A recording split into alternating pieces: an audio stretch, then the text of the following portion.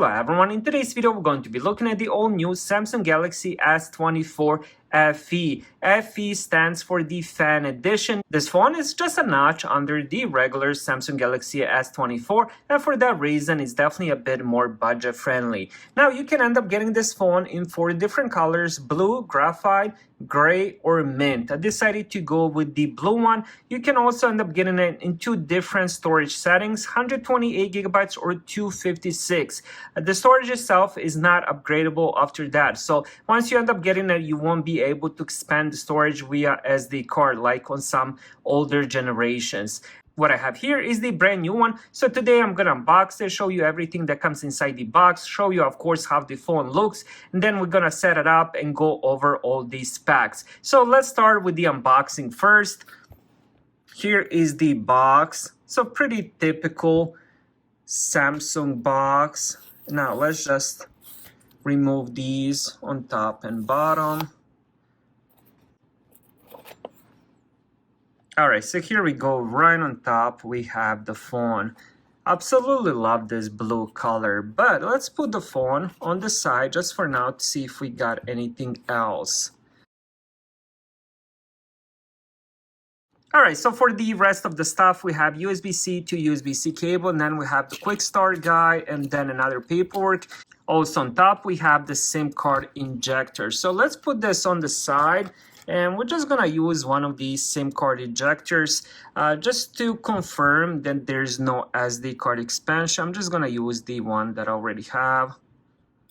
And so let's see, and here is just to confirm, it says SIM 1, there's nothing on this side, so it doesn't support SD card expansion anymore. It supports one physical SIM, and I believe it supports also one eSIM, which I'll check once I set it up, but no more SD card expansion.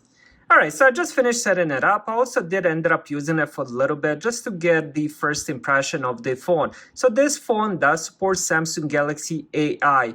You will get quite a lot of different options with that. So that's definitely a big plus. Now, when it comes to the rest of the phone, let's start with the physical, the outside, the design. On the bottom, you will of course get the USB-C for charging. Then we have the speaker. Now on this side, we have the power lock button, volume rockers, and then on top we have some microphones, and here we have that physical SIM card. So this phone supports one physical, one eSIM, and that's about it. The rest of the phone is made of the aluminum, and I believe the back of it is glass. Now on the back of the phone, we do have triple cameras with the flash. Of course, we have the Samsung logo. Absolutely love this color. The phone itself feels really nice inside the hand. Definitely feels like a premium quality. Now let's talk a little bit about the display. When it comes to the screen, it has 6.7 inch, 2340 x 1080 pixels, 385 pixels per inch.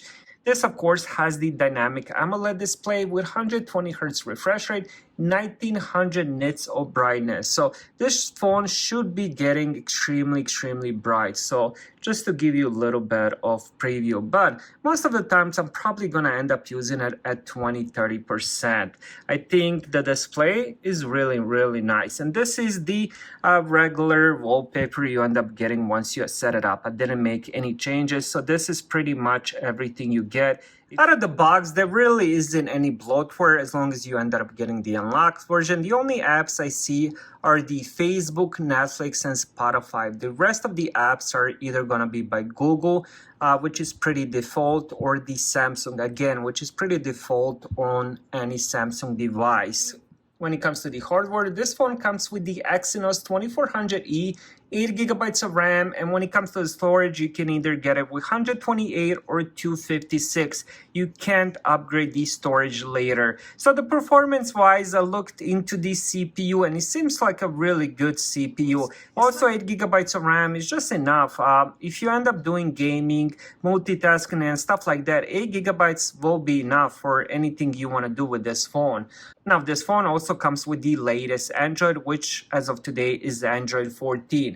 When it comes to the battery, we have 4700 milliamp. It charges wired at 25 watts, wireless at 15 watts. It does have fast charging, and the battery seems to be large enough to last you at least a full day with medium to heavy use. So that's definitely another plus. When it comes to the cameras, we do have 10 megapixel front-facing camera. And now on the back of the phone, we do have triple camera system. So we have 12 megapixel ultra-wide, 50 megapixel wide angle camera, which is the main camera. And then we also have 8 megapixel telephoto camera. This one has 3x optical zoom. So pretty good set of cameras. Of course, I'll end up testing those. But just to give you a little preview, let's end up just doing a quick picture here just for you guys to see the quality. Let's do the picture of my Xbox and PlayStation 5. Now, I didn't end up doing any of the settings. I just wanted to show you the first photo. And let's even check this little bottom left corner I just ended up doing of my PS5 games. So from experience, it seems like a really good quality set of cameras. But again, I'll end up testing that more since this is just unboxing and I just ended up having it in my hands. So overall, this seems like a really good quality phone that looks amazing. You can end up getting quite a few different colors as well. It also does have some really good hardware, pretty good CPU, 8 gigabytes of RAM, 128 gigabytes of storage starting point.